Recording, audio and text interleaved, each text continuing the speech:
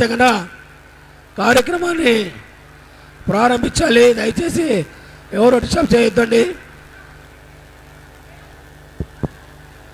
జై బాలయ్య, జై జై బాలయ్య. మనకు నందమూరి బాలకృష్ణ గారు మూడోసారి శాసనసభ్యులుగా కాబోతున్నారు. విధి, అదృష్టం, ప్రజల ఆశీర్వాదం బాలయ్య బాబు గారికి అనుకూలంగా ఉంది. దానికి కారణం మా మహిళా మాతలు, అక్క చెల్లెలు ఆశీర్వచనాలు.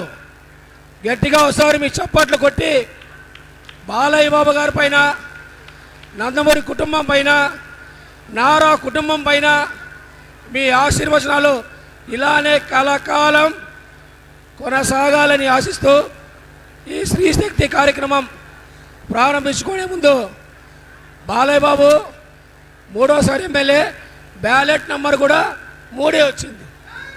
3 నెంబర్ వచ్చింది. అంటే ఒకటి వినండి, వైసీపీ పార్టీని మడత పెట్టి ముచ్చటగా మూడోసారి హ్యాట్రిక్ బాలయ్య, హ్యాట్రిక్ బాలయ్య గారు సాధిస్తూ స్వర్గీయ నందమూరి తారక రాముని సరసన నిలబోతున్నాడు. ఇక్కడ హిందూపూర్ నియోజకవర్గంలో నందమూరి తారక రామారావు గారు 3 సార్లు ఎమ్మెల్యే అయినారు.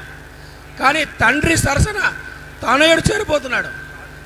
తండ్రి తర్వాత తనయుడు చెబుతున్నాడు. కాబట్టి ఇది ఆ భగవంతుడు ఇచ్చినటువంటి అపూర్వమైన అవకాశంగా భావిస్తూ ఈ కార్యక్రమం ఇప్పుడు ప్రారంభమవుతుంది.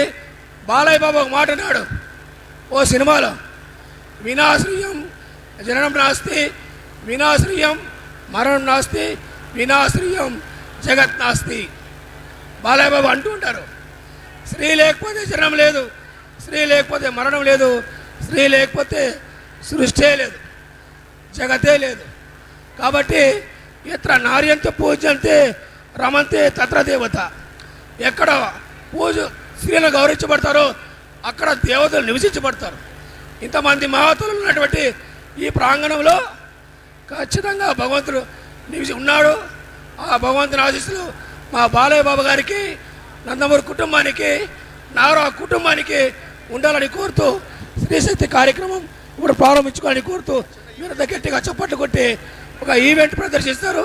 దాని తర్వాత ఇక్కడ బ్రాహ్మణి గారు, తేజస్విని గారు, ఇద్దరు ముద్దుల కూతుళ్ళు, మా వదినమ్మ వసంతరాదేవి గారు, గ్రేట్ స్పీకర్ సుమిత్రమ్మ గారు ఉన్నారు. వాళ్ళు ఈ కార్యక్రమం ముందు నడుపుతారని తెలియజేస్తారు. సంప్రదాయాన్ని అనాది నుండే అందరూ చెప్పేవారే. కానీ ఆ వ్యాఖ్యలు ఆర్టీసీ బస్సులో 3 వైపులు వ్రాయించి ప్రత్యేకంగా మహిళలకు సీట్లు కేటాయించింది అన్న రామారావు గారు. విద్యా ఉద్యోగాలను మహిళలకు రిజర్వేషన్ కల్పించడం, దేశంలో తొలిసారిగా ప్రత్యేకంగా మహిళల కోసం పద్మావతి యూనివర్సిటీ స్థాపించారు. రాజకీయాలలో రిజర్వేషన్ల ద్వారా ప్రాతినిధ్యం ఇస్తూ రాష్ట్ర చరిత్రలో తొలిసారిగా మహిళలకు 33 అసెంబ్లీ సీట్లు, 5 మంత్రి పదవులు, శాసనసభకు తొలి మహిళా స్పీకర్గా అందించిన చరిత్ర తెలుగుదేశాన్ని. స్త్రీలకు సమాన హక్కు కల్పించే చట్టం చేసి దేశంలో సంచలనం సృష్టించారు అన్న నందమూరి తారక రామారావు గారు. ఆర్థిక విషయాలు